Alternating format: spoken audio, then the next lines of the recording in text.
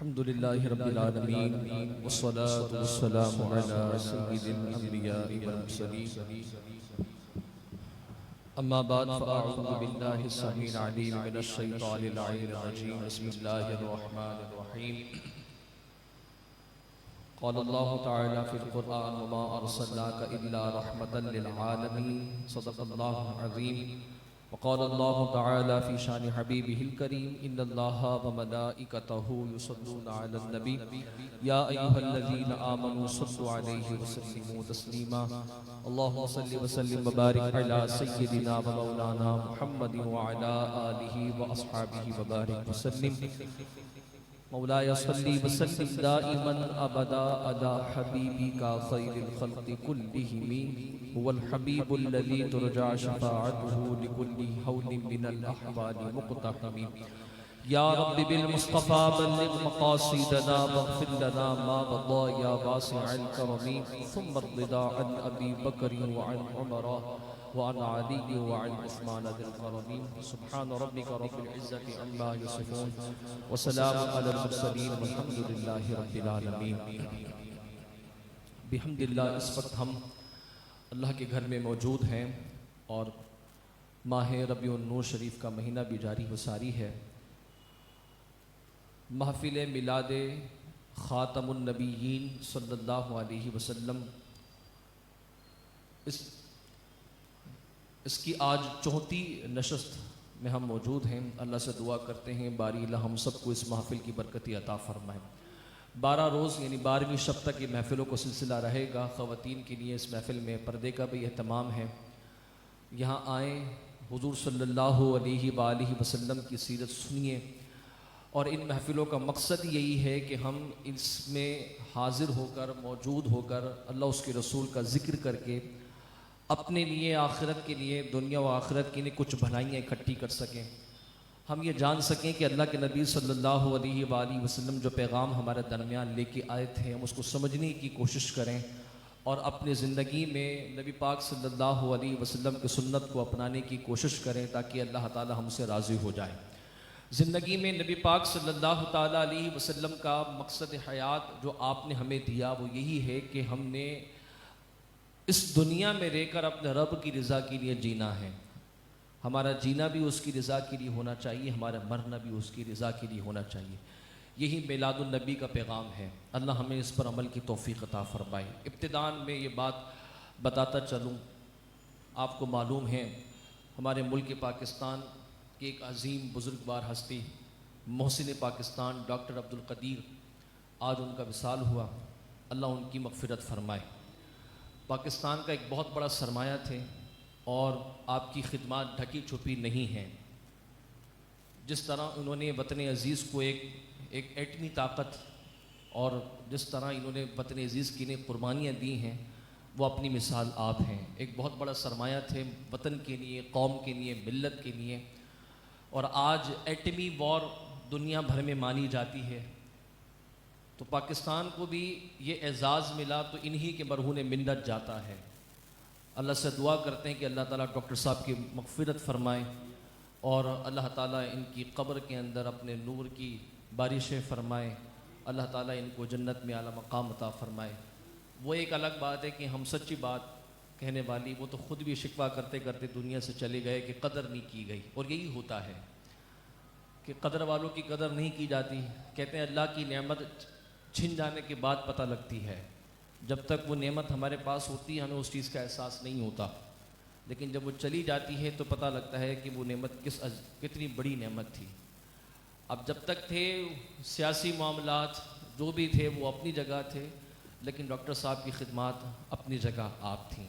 ہم جو انہوں نے خدمت کی ہے اس ملک کے لیے، اس قوم کے لیے، اس ملت کے لیے، اس خدمت کا بدلہ ہم نہ دے سکے۔ ہمارے بچوں کو بھی تو پتہ ہی نہیں تھا کہ پاکستان کو ایٹمی طاقت بنانے والے ڈاکٹر کا نام کیا ہے، اللہ شاذ و ناز پتہ ہو تو پتہ ہو۔ ہاں ان کو یہ پتہ ہے کہ دنیا کے اندر کون سا ایکٹر ہے، کون سی اداکارہ یہ ساری چیزیں پتہ ہوتی ہیں، لیکن قوم اور ملت کی خدمت کرنے والوں کے نام بچوں کو ہم بتاتے ہی نہیں ہیں، اور یہ اتنی میڈیا پر آتے بھی نہیں تھے تو اس لیے نظروں میں بھی نہیں۔ ہاں اہل طبقہ جانتے تھے، اہل علم جانتے تھے، جن کا تعلق علم و ہنر سے تھا ان کو پتہ تھا، لیکن بہرحال اب یہ چلے گئے ہیں، یہ بھی ایک بہت بڑا سرمایہ تھے، محسن پاکستان آپ کو بولا جاتا ہے، آج یہ ہمارے درمیان نہیں، اللہ ان کی مغفرت فرمائے۔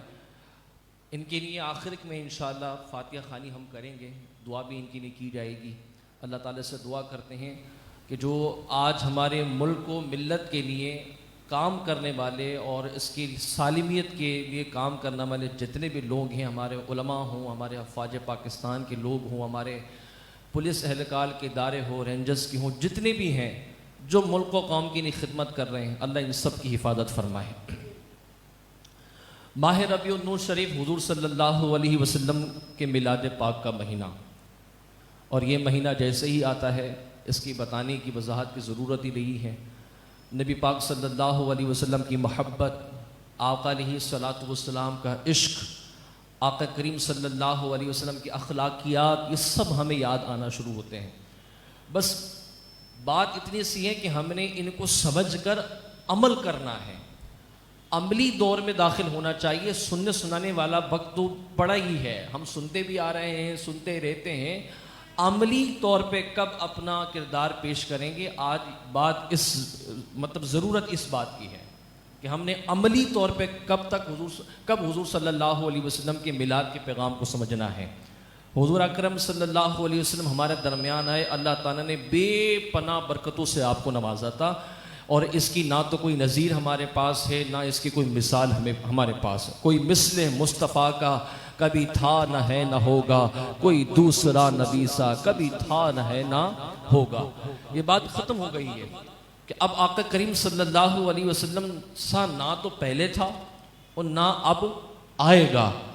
حضور صلی اللہ علیہ وسلم کی ذات مبارکہ پر اللہ تبارک و تعالی نے انسانیت کو بس کر دیا اور کہا کہ اب جو کچھ بھی تم نے سیکھنا ہے، حاصل کرنا ہے، اسی ہستی کو دیکھنا ہے، ان کی برکات کو دیکھنا ہے، ان کے اخلاقیات کو دیکھنا ہے۔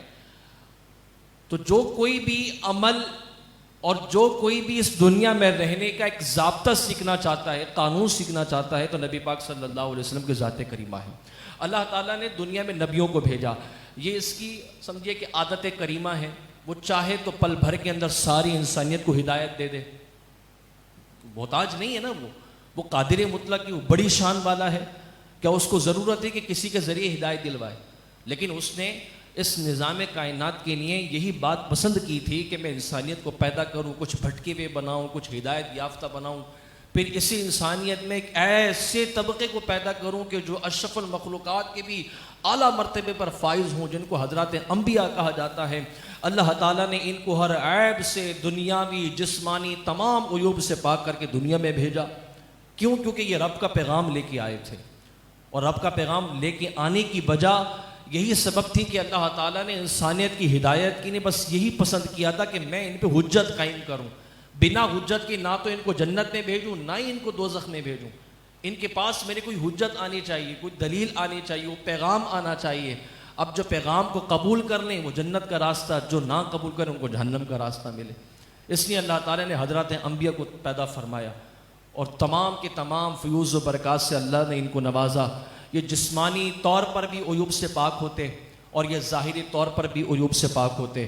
یہ کما حق ہو، اللہ تبارک و تعالیٰ کا پیغام جب دنیا میں لے کے آتے تو یہ ہر چھوٹے بڑے، یعنی کہ جس کو گناہ کا تصور بھی کر لیا جائے تو حضرات انبیاء کے لیے اس بات کا تصور کرنا بھی جرم ہے کہ اگر آپ گناہ کا تصور کر لیں تو ان کی ذات کے لیے گناہ کا تصور کرنا بھی کفر ہے۔ اللہ نے ان کو اتنی پاکیوں سے نوازا ہوتا ہے۔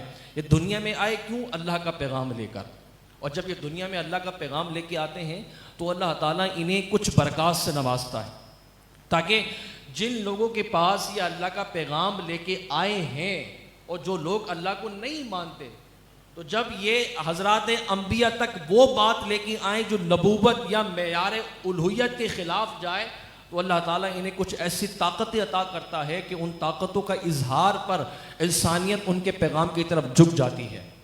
وہ خلاف عادت ایسے کام کرتے ہیں کہ سارے انسان ان کی طرف جھک جاتے ہیں، اور جھک کر ہی اللہ کے پیغام کو قبول کرتے ہیں کہ بھائی جس شخص کے پاس اتنی طاقت ہے تو جس کا پیغام لے کے آئیں گے وہ کتنی بڑی طاقت کا مالک ہوگا۔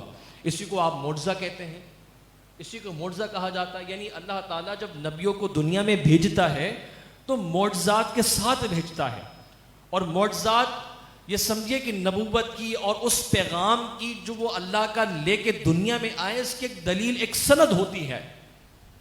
اگر آپ کسی ادارے میں جاتے ہیں اور اس ادارے کے اندر جس شعبے سے آپ تعلق رکھتے ہیں اس شعبے کی ضرورت ہو تو وہ ادارہ آپ سے سند مانگتا ہے، کیونکہ آج تو سندوں کا دور ہے نا، ڈگریوں کا دور ہے۔ ہنر کو نہیں دیکھا جاتا، ٹیلنٹ کو نہیں دیکھا جاتا کہ ڈگری ہے یا نہیں، وہ ڈگری کے بحاظ پر ہی سب کچھ چل رہا ہوتا ہے، بھلے وہ کام کا نکارہ ہے کچھ بھی نہیں، بٹ ڈگری ہونا چاہیے، بس وہ رسیدیں اگر آپ کے پاس ہیں تو آپ جائیے اور آپ کو کام مل جائے گا۔ مانگنا ہوتی ہے نا، کیونکہ اگر کوئی کہہ رہا ہے کہ مجھے یہ کام آتا ہے تو وہ بولیں گے بھائی کہاں سے سیکھا ہے، کس طرح پڑھا ہے، کیسے سیکھا ہے، کوئی ڈپلوما، کوئی ادارہ بتائیں۔ اگر آپ کے پاس سند ہے تو آپ کی کہی ہوئی بات آسان ہو جاتی ہے، وہ آپ کو جلدی نوکری پر رکھ لیتے ہیں، برمقابل اس کے جس کے پاس سند نہیں ہے، بھلے وہ جتنی بڑا ٹیلنٹ اس کے اندر ہو، جتنے بڑا ہنر مند ہو، لیکن سند بولتی ہے۔ تو گویا آپ کی بات کی جو دلیل ہے وہ آپ کی سند بنتی ہے کہ بھائی میں اس کام میں ماہر ہوں تو اس کے سند یہ ہے، یہ دلیل ہے کہ میرے پاس فلاں ادارے کی ڈگری ہے۔ یہ دنیاوی اعتبار سے میں سمجھانے کی غرض سے بات کر رہا ہوں، لیکن جب بات حضرت انبیاء کی آتی ہے تو وہ دنیا میں اللہ کا پیغام لے کے آتے ہیں تو معجزات اس پیغام کی ایک سند ہوتے ہیں، ایک تصدیق ہوتی ہے کہ جن لوگوں کے تک اللہ کا پیغام دیا جاتا ہے اور جو اللہ کو تسلیم ہی نہیں کرتے وہ کیسے اس پیغام کی طرف مائل ہوں گے کہ ہاں جی یہ سچ بول رہا ہے۔ تو پھر جب ضرورت پڑتی ہے تو اللہ تعالیٰ حضرت انبیاء کے ذریعے معجزات کا ظہور فرماتا ہے، اور وہ خلاف عادت کام ہوتے ہیں، یعنی انسان وہ کام نہیں کر سکتا، انسان کے بس سے باہر ہوتے ہیں۔ حضرت موسیٰ علیہ السلام کا عصا اژدہا بن گیا، ایسا تو ممکن ہی نہیں ہے نا کہ انسان لکڑی کا جو عصا ہے اس کو آپ سانپ بنا دو، اس کو ایک بڑا اژدہا بنا دو، ممکن ہی نہیں ہے، لیکن اللہ تعالیٰ نے یہ کام حضرت موسیٰ علیہ السلام سے لیا، کیوں؟ تاکہ اس کام کے سبب رائے ہدایت پر لوگ آ سکیں۔ اور پھر دیکھا کہ جب وہ عصا اژدہا بن گیا اور جادوگروں کی تمام جادوگر کی جو رسیاں سانپ بن گئی تھی ان کو کھا گیا، تو دیکھنے والوں نے دیکھا کہ وہی جادوگر حضرت موسیٰ کے ہاتھ پر کلمہ پڑھ کے مسلمان ہوئے، انہوں نے اللہ کی بارگاہ میں الوہیت کے پیغام کو قبول کیا۔ حضرت عیسیٰ علیہ السلام مادرزاد اندھوں کو، کوڑ زدے جو ہوتے تھے، جو مادرزاد اندھے ہوتے تھے ان کو شفا دے دیا کرتے تھے، مریضوں کو ہاتھ لگائے شفا مل گئی۔ یہ معجزات ہیں، اور معجزات نبی لے کے آتے ہیں تاکہ جو پیغام وہ دے رہے ہیں اس پر سند مہر لگ سکے، اس پیغام کی جو پیغام اللہ کی طرف سے لے کے آئے اس کے اوپر ایک دلیل آ سکے، اس کے اوپر ایک سمجھے کہ مہر لگ سکے کہ ہاں جی جس کی بات یہ کر رہے ہیں وہ اس نے ہی ان کو یہ طاقت دی ہے۔ جب ایک انسان کی طاقت اتنی بڑی ہے تو خود طاقتوں کا مالک جو پروردگار ہے اس کی طاقت کتنی بڑی ہوگی۔ اور معجزات کا تعلق نبیوں سے جڑا ہوتا ہے، یہ بات یاد رکھیے گا۔ حضرات انبیاء کچھ کام خلاف عادت نبوت سے پہلے بھی کرتے ہیں اور نبوت کے بعد بھی کرتے ہیں، یعنی اعلان نبوت کے بعد بھی۔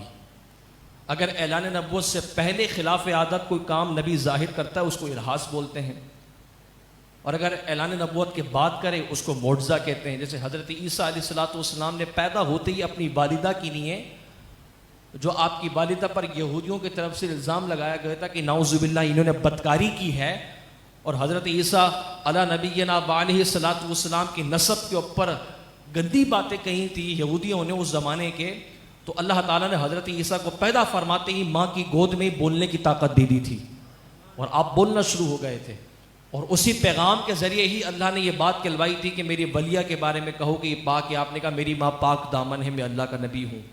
ماں کی گود میں آپ نے بولنا شروع کر دیا تھا، ماں کی گود میں آپ ایک سمجھدار انسان کی طرح کام کر رہے تھے، تو یہ کام خلاف عادت تھا لیکن نبوت سے پہلے تھا۔ اس کو کیا کہیں گے؟ ارہاس۔ حضور نبی کریم صلی اللہ علیہ وآلہ وسلم ابھی دنیا میں تشریف بھی لے کے نہیں آئے تھے کہ بے شمار واقعات دنیا میں رونما ہو گئے۔ جس وقت پیدا ہوئے تھے خود حضرت آمنہ فرماتی ہیں کہ بچہ جب حضور صلی اللہ علیہ وسلم دنیا میں تشریف لے کے آئے تو میں دیکھتی ہوں کہ میرے بغل میں اس سجدے میں گرے ہوئے امت کی لیے دعا کر رہے ہیں۔ اعلان نبوت سے پہلے ہوا۔ حضرت حلیمہ سعدیہ رضی اللہ تعالی عنہا فرماتی ہیں کہ جب میں حضور کو اپنے گھر میں لے کے گئی تو میرا گھر اندھیرے کی تاریکیوں میں ڈوبا ہوا تھا، کیونکہ میرے پاس اتنے پیسے نہیں تھے کہ تیل خرید کے چراغ میں ڈال سکوں، گھر پورا تاریکی میں ڈوبا تھا، اندھیرے میں تھا۔ لیکن جیسے ہی رسول اللہ کو اپنے گھر میں لے کے گئی چہرے کی روشنی سے میرا گھر چمکنا شروع ہو گیا۔ دور دراز سے لوگ زیارتیں کرنے آتے تھے میرے گھر کی روشنی پر، اور حضور علیہ کرم صلی اللہ علیہ وسلم اس گھر میں جہاں اندھیرا حضرت دائی حلیمہ سعدیہ رضی اللہ تعالیٰ عنہ کے گھر میں ہوتا، حضور کے چہرے مبارک سے روشنی ہو جایا کرتی تھی. گھر کیا گھر، حضرت دائی حلیمہ کا مقدر بھی حضور نے جگا دیا تھا.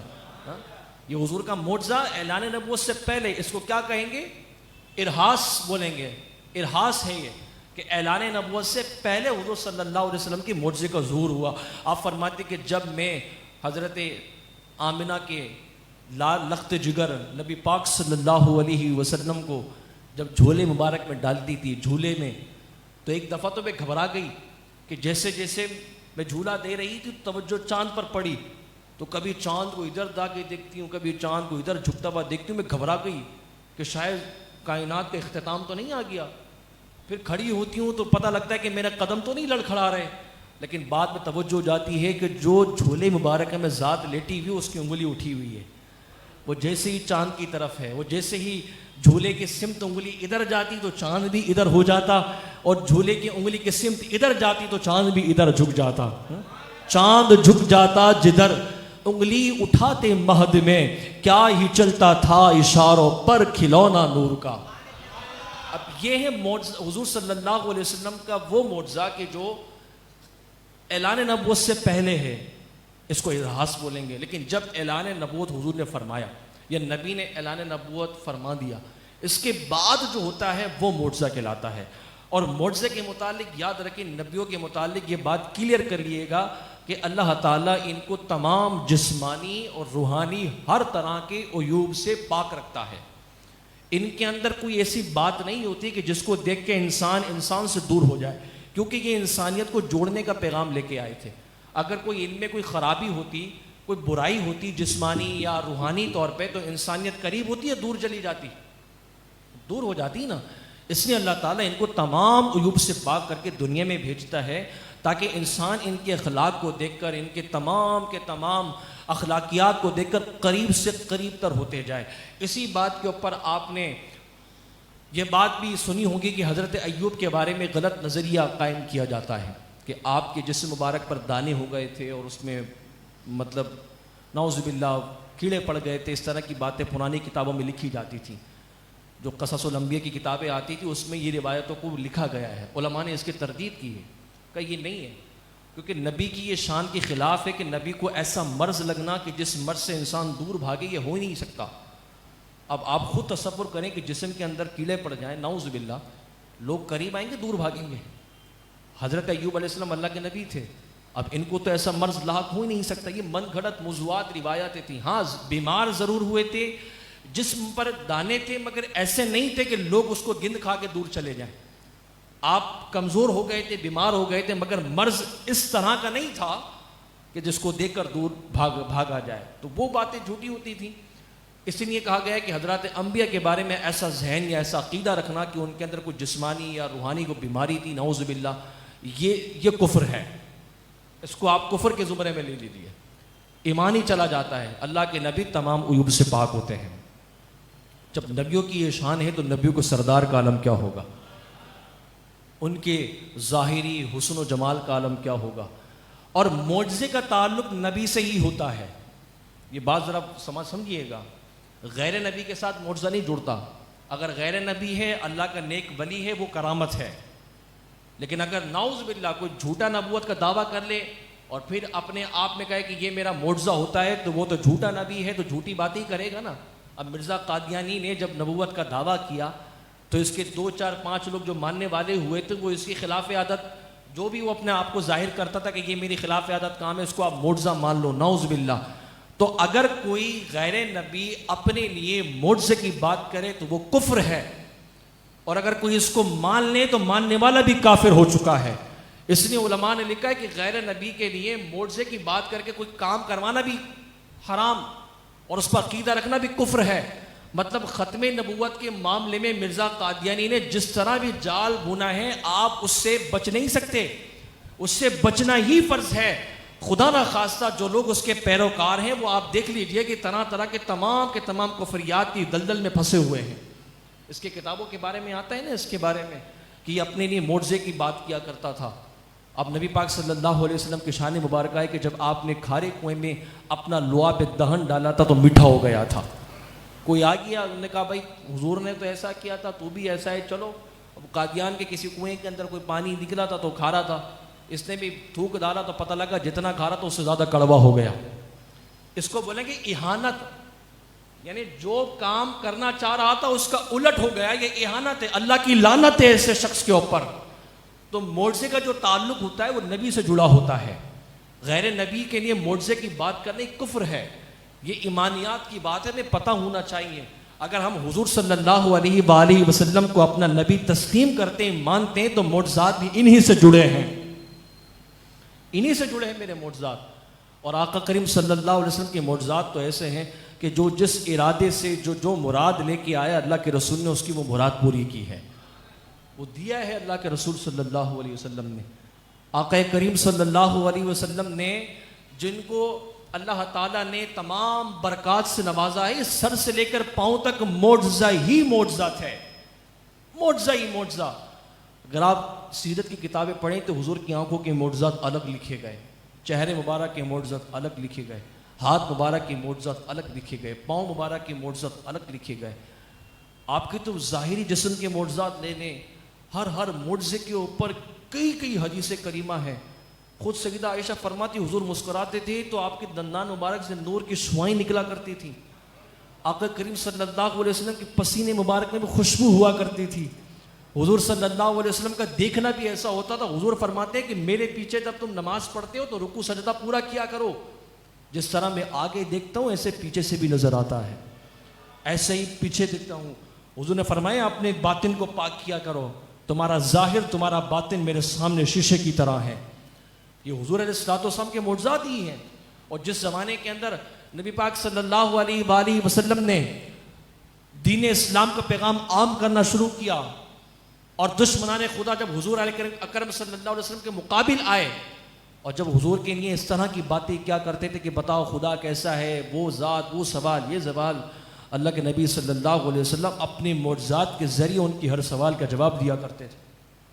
ابو جہل نہیں آیا تھا کہ اگر تم نبی ہو تو بتاؤ میرے ہاتھ میں کیا ہے, کیونکہ اس کو پتا تھا کہ نبی جو ہوتے ہیں وہ غیب جانتے ہیں, انہیں پتہ ہوتا ہے, وہ چھپی ہوئی چیزوں کو جان لیتے ہیں. حضور نے فرمایا تھا کہ جو چیز ہاتھوں میں ہے وہی بتا دے تو مانے گا, لیکن ہدایت بھی اللہ کی طرف سے ہوتی ہے نا. جب مٹھی کھولی کنکریوں نے کلمہ پڑھا, یہ حضور کا معجزہ, لیکن نہ مان سکا, تو ہدایت کس سے جڑی ہے؟ اللہ کے حکم سے جڑی ہے. حضور اکرم صلی اللہ علیہ وآلہ وسلم نے دعا کی تھی کہ چاہے عمر بن حشام کو مسلمان کر دے یا عمر بن خطاب کو. اب اس کے مقدر میں تو ہدایت تھی نہیں, حضور کے معجزات دیکھ کر بھی کفر کی موت پر ملا, لیکن حضرت عمر نے حضور کا کوئی معجزہ نہ مانگا تھا نہ دیکھا تھا. پھر بھی حضور کی بارگاہ میں آ کے کہا یا رسول اللہ, زمانے بھر کے لوگوں کو یہ کہہ کر آیا تھا کہ حضور صلی اللہ علیہ وسلم کا شکار کروں گا, آپ کے اخلاقیات نے مجھے اپنا شکار کر لیا ہے. کلمہ پڑھ کے حضور علیہ السلام پر مسلمان ہوئے نا. یہ نگاہ نبوت کی وہ انوار تھے کہ حضور صلی اللہ علیہ وسلم دکھ رہے تھے. خدا جب بدر کا مارکا ہو رہا تھا, آقا کریم صلی اللہ علیہ وسلم نے کل ہونے والے مارکے کی تمام خبریں اپنے اصحاب کو دی تھی, اور فرما دیا تھا کہ یہاں ابو جہل گرے گا, یہاں عتبہ, یہاں شیبہ, یہاں فلاں کافر, یہاں فلاں کافر. حضرت مولا مشکل کشا فرماتے ہیں جس جگہ حضور بتاتے جا رہے تھے میں نشان لگاتا جا رہا تھا.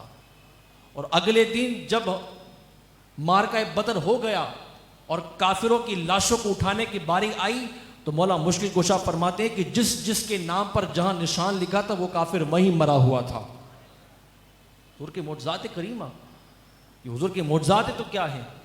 حضور کا چہرہ مبارک ایسا تھا کہ لوگ دیکھ کر کہا کرتے تھے کہ جھوٹوں کا چہرہ نہیں ہو سکتا, یہ چہرہ جھوٹوں کا ہو ہی نہیں سکتا. حضور نبی کریم صلی اللہ علیہ وسلم کی بدن مبارک اور مکھی نہیں بٹھا کرتی تھی. جس راستے سے گزر جایا کرتے تھے وہ راستہ آپ کی پسینے کی خوشبو سے مہک جایا کرتا تھا. انسان تو انسان, جانور بھی آپ کی بارگاہ میں آ کے کلام کیا کرتے تھے.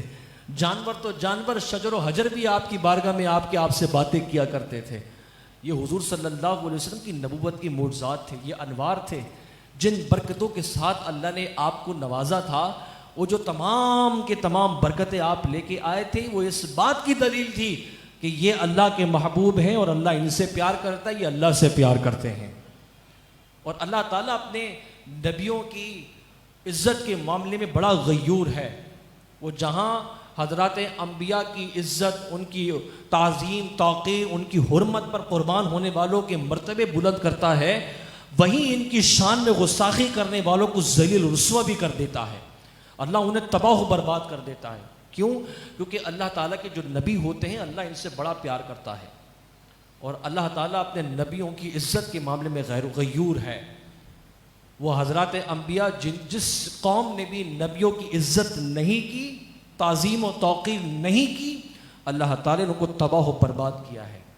آپ دیگر انبیاءوں کی آپ جب قوم کا تذکرہ پڑھتے ہیں تو آپ دیکھیے اللہ نے طرح طرح کی عذابات میں ان کو مبتلا کیا. کیوں؟ کیونکہ وہ اپنے نبیوں کی عزت نہیں کرتے تھے، وہ اپنے نبیوں کے شان میں گستاخیاں کیا کرتے تھے. وجہ کیا بنتی تھی کہ ایک وقت تک وہ اللہ کا پیغام دیا کرتے تھے، لیکن جب مقدر میں ہدایت نہیں ہوتی تو پھر اللہ تعالیٰ حضرات انبیاء کو دور فرما دیا کرتے کہ یہاں سے ہجرت کر کے چلے جائیں. پھر اللہ کا عذاب آیا کرتا تھا. آسمان سے پتھر برسائے گئے نبیوں کے گستاخوں پر، آسمانوں سے آگ برسائی گئی، پتھر برسائے گئے، پوری بستیوں کو اٹھا کے آسمان پر لے جا کے زمین بوس کیا گیا. یہ وہ حال تھا ان لوگوں کا کہ جو نبیوں کے گستاخ ہوا کرتے تھے. جب نبیوں کے گستاخوں کی یہ انجام ہے، جو نبی پاک صلی اللہ علیہ وسلم جو تاجدار انبیاء ہیں، ان کی شان میں گستاخی کرنے والے کا انجام کتنا برا ہوگا. اور آج جس معاشرے میں ہم ہیں نا، یہ جہاں علم و تحقیق کا معاشرہ ہے، وہیں بڑا ہی بے باکی اور بے ادبی والا معاشرہ ہے. آپ ایک طرف اس معاشرے کا ایک حسین آپ کو صورت دکھائی جاتی ہے نا، دوسری طرف اگر دیکھا جائے جس کو ڈارک ویب کہتے ہیں، آپ اس کے ڈارک ویب میں چلے جائیں، ڈیپ میں چلے جائیں، تو پھر آپ کو پتہ لگے گا یہی معاشرہ بڑا بے باکی کا گستاخی والا ہے. آج بھی اس معاشرے کے اندر لوگ اللہ کے مقابلے میں آ کے توہین کر جاتے ہیں، حضرات انبیاء کے مقابل آ کے توہین کر جاتے ہیں. ان بے باکوں کو شرم نہیں آتی کہ جو اللہ نے جن کو دنیا کے اندر برکتوں سے نواز کر بھیجا اور کہا کہ یہ دنیا میں میرے خلیفہ ہیں، یہ دنیا میں میرا پیغام لے کے آئے، میرے محبوب بندے ہیں، لوگ ان کی شان میں گستاخیاں کر جاتے ہیں، ان کے شان میں بے ادبیاں کر جاتے ہیں. اللہ کے ولی کے بارے میں حدیث میں آتا ہے کہ اللہ کے رسول نے اللہ نے خود فرمایا کہ میرے ولی سے کی گستاخی کرنے والوں سے میں اعلان جنگ کرتا ہوں. جب ولی کی شان میں گستاخی ہو تو اعلان جنگ. اور جن کو نبوت سے نوازا گیا ہو، جن کا مقام وصف اولیاء میں سب سے بلند ترین ہو، ان کی شان میں گستاخی کرنے والوں کا انجام کتنا برا ہوگا. ابو لہب کا واقعہ دیکھیں نا، جب مرا تھا تو جسم کے اندر اتنی بدبو آ گئی تھی کہ سکے بچے بھی ہاتھ نہیں لگا رہے تھے اس کو. اور آپ گستاخان نبی کی جتنی بھی آج واقعات پڑھ لیں، نشان عبرت اللہ نے ان کو بنایا ہے.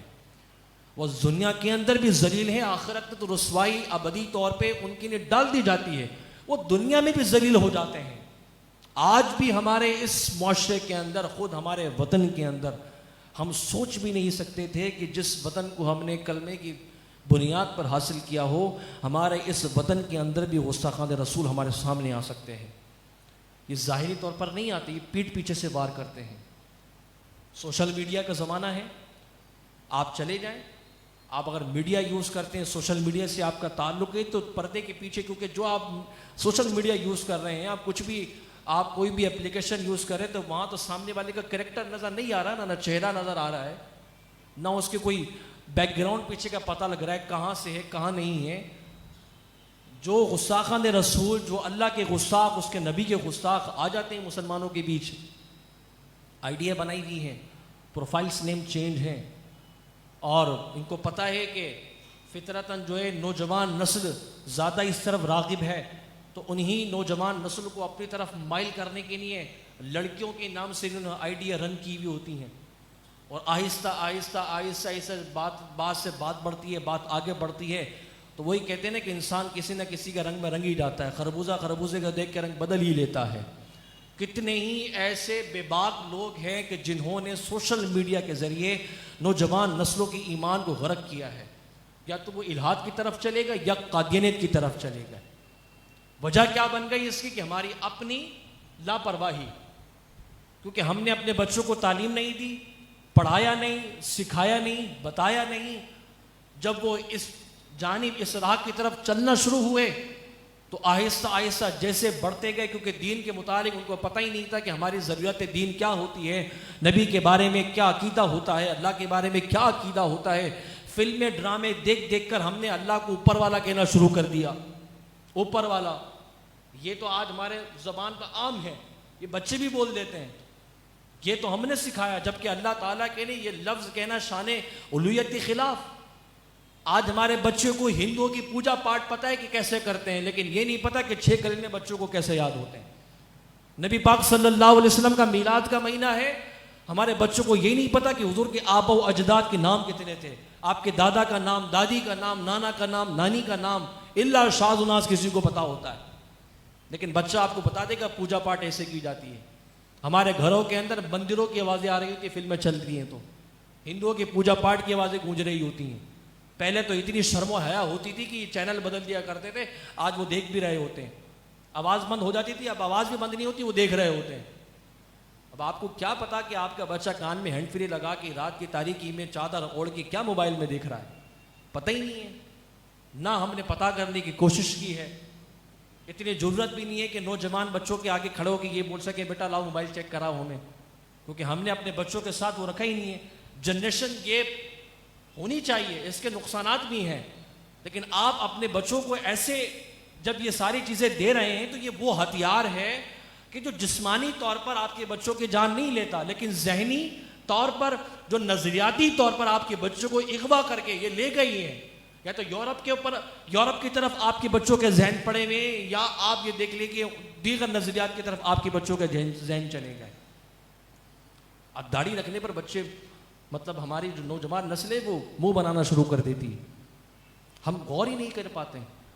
اللہ کے نبی صلی اللہ علیہ وسلم جس برکات، جس معجزات کے ساتھ دنیا میں تشریف لے کے آئے، آقا کریم صلی اللہ علیہ وسلم ہمیں دین بیٹھے بٹھائے ملا ہے، کوئی قربانی ہم نے نہیں دی. یہ اللہ کا بڑا احسان کہ اس نے مسلمان پیدا کیا، اتنا بڑا احسان کہ اپنے نبی کی امت میں رکھا، اتنا بڑا احسان کہ اللہ تعالیٰ نے ہمیں ماں کی گود سے ہی کلمہ سکھایا.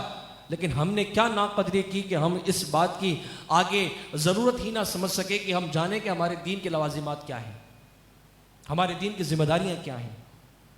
بچے بڑے ہو جاتے ہیں تو ان کو اپنے ذمہ داریوں پہ لگا دیا جاتا ہے، تو نہ بیٹوں کو پرواہ ہوتی ہے کہ میری ذمہ داری کیا ہے، نہ بچیوں کو پرواہ ہوتی ہے. آج بھی آپ دیکھ لیں میلاد کے نام پہ جو سب تماشے لگتے ہیں، یہ ڈھول تاشے میلے لگائے جاتے ہیں میلاد النبی کے نام پہ، امام حسین کے نام پہ، یہ سارے جو تماشے لگ رہے ہوتے، کون شامل ہوتا ہے اس میں؟ ہمارے آپ کے گھر والے ہی ہوتے ہیں، باہر کے کوئی دنیا کے لوگ تو نہیں آتے نا. یہ جلسے جلوس کے نام پہ جو محفلیں لگائی جاتی ہیں، کیا ہو رہا ہے یہ؟ نبی پاک صلی اللہ علیہ وآلہ وسلم نے منع فرمایا کہ عورت کی آواز بھی عورت ہوتی ہے، لیکن بڑے بڑے اسپیکر لگا کے ہماری بچیاں نعتیں پڑھ رہی ہیں، سارا محلہ سن رہا ہے کہ بھائی عورتوں کی محفل ہو رہی ہے. یہ ہمارا دین تو نہیں تھا. جس نبی کی تعلیم یہ ہے کہ تم نے عورت کی آواز کو بھی عورت کہا گیا ہے، یعنی اس میں عزت کی بات ہے نا. لیکن آج میلاد کے نام پہ بڑے بڑے اسپیکر لگا کے خواتین کو نعتیں پڑھوائی جا رہی ہوتی ہیں، وہ محفل میلاد کر رہی ہیں. محفل میلاد پر خود خاتم النبیین کے میلاد کا جو پیغام ہے آپ اس کو پامال کر رہے ہو، تو کیا آپ کو اجر ملے گا؟ یہ تو آپ ان کی گستاخی کر رہے ہو پیغام کی. اور جو آج ہم ڈھول تاشے لے کے میلاد کی محفلوں میں شریک ہو جاتے ہیں اور جلسے جلوس کے اندر نپاکی میں پھر رہے ہوتے ہیں، یہ میلاد کا پیغام تو نہیں ہے، بلکہ جو حضور پیغام لے کے آئے تو اس پیغام کی کھلی گستاخی ہے. کہیں ایسا تو نہیں مرنے کے بعد ہمیں انہیں بناؤں کی وجہ سے پکڑ کر لی جائے؟ تو یہ بڑا پرفتن ماحول ہے. دیکھیں فضائل اپنی جگہ ہیں، لیکن اس وقت ضرورت ہے عمل کی، عملی ضرورت ہے. ہمیں حضور کے میلاد کے پیغام کو سمجھنا ہے کہ آقا کریم کس پیغام کے ساتھ دنیا میں آئے ہیں، کس ضابطۂ حیات کے ساتھ آئے ہیں، کس اخلاقیات کے ساتھ دنیا میں آئے ہیں، یہ ہمیں سمجھنے کی ضرورت ہے.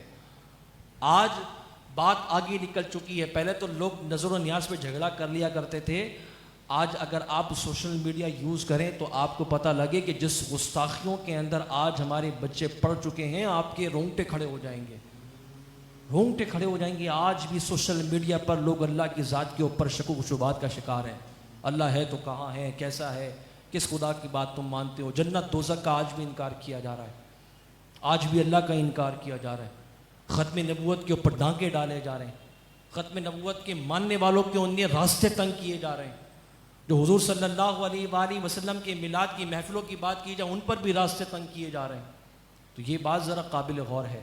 ہم نے اپنے بچوں کی فکر کرنی ہے, ہمیں بتانا ہے کہ ذمہ داری کیا ہے, خود بھی سمجھنا ہے. اس کا آسان حل یہ ہے, علماء سے جڑ جاؤ آپ. بس اگر آپ علماء کی عزت کریں, علماء کے ساتھ جڑیں گے نا, ان کے ساتھ رہیں گے تو ایمان سلامت رہے گا. فی زمانہ اس کے علاوہ آپ کے پاس کوئی دوسرا آپشن نہیں ہے. اپنا تعلق مسجد سے جوڑ کے رکھیں, مسجد و محراب کے قریب رہیں.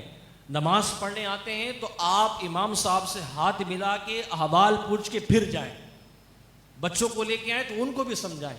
کسی محفل میں جا رہے ہیں تو عالم دین کے خطاب آپ نے سنا ہے تو ان سے مل کے جائیں, ان سے مصافحہ کر کے جائیں, بھلے کتنی دیر ہو جائے. یہ آپ کی ذمہ داری ہونی چاہیے. عرصے امام کو نماز پڑھاتے ہو جاتے ہیں لیکن مسجد کے نمازی امام کو جانتے تک نہیں کہ یہ ہے کون, کیونکہ کبھی فرصت ہی نہیں ملی. فرض پڑھے بھاگ گئے, یہاں سے فرض پڑھے وہاں سے نکل گئے, یہاں سے فرض پڑھے یہاں سے نکل گئے. امام صاحب کی کبھی طبیعت تک نہ پوچھ سکے. اگر ایک نماز میں حاضر نہ ہوئے تو لوگوں کو بتا دیا کہ فلاں نماز میں چھٹی کی تھی, یہ نہیں پوچھا کہ حضرت خیریت تو کیوں نہیں آئے تھے آپ, طبیعت ٹھیک تھی آپ کی کہ مشکل میں ہو گئے تھے آپ, یہ نہیں پوچھا. بھائی یہ کہہ دیا کہ فلاں نماز میں امام صاحب نہیں تھے. وہ بھائی یہ بھی تو پوچھ لیتے کہ امام صاحب کیوں نہیں تھے, طبیعت خراب ہے, کوئی مشکل میں تھے, کہیں گئے ہوئے تھے. یہ ہمارے مطلب یہ علماء کے ساتھ اگر محبت کا تعلق ہوگا نا تو یہ باتیں ہمیں خود ہی سمجھ میں آتی رہیں گی. نبی پاک صلی اللہ علیہ وسلم کے قریب ہونا ہے, علماء کی عزت کرنی ہوگی, کیونکہ اللہ کے رسول نے خود فرمایا کہ علماء جو ہیں یہ انبیاء کے وارث ہوتے ہیں.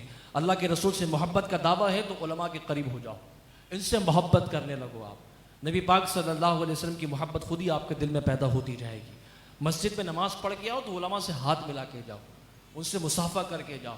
آپ کو جہاں کہیں بھی مسجد میں نماز پڑھنے کی توفیق ملتی ہے آپ امام صاحب سے ضرور مل کے جاؤ. آپ یا آپ بچوں کو بھی سکھاؤ اور پوچھو بھی آپ کہ آپ امام صاحب سے ہاتھ ملا کے آئے ہو. جیسے جیسے قریب رہیں گے ویسے ویسے سیکھتے بھی جائیں گے.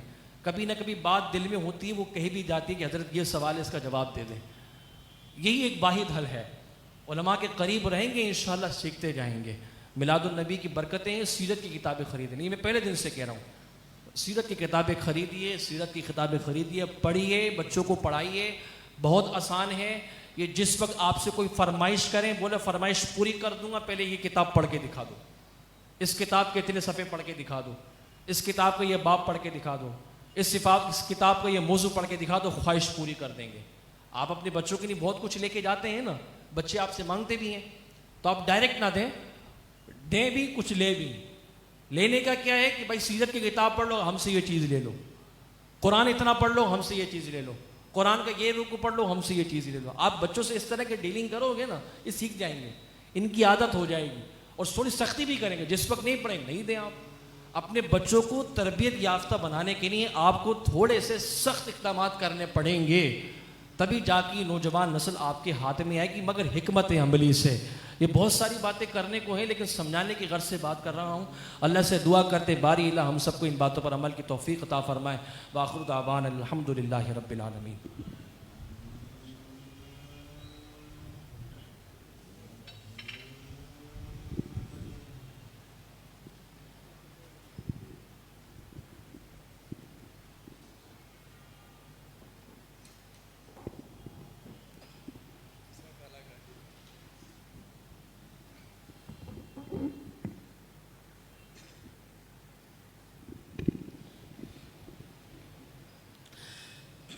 سیدنا